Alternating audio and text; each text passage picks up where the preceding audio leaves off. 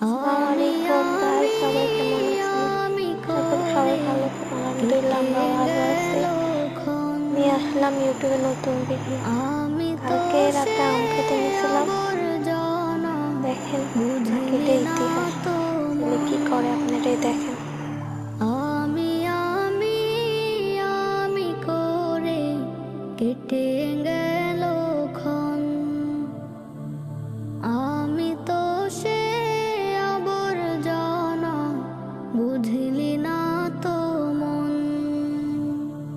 চিরচেনা এই পৃথিবী থাকার জায়গা নয়, বেলা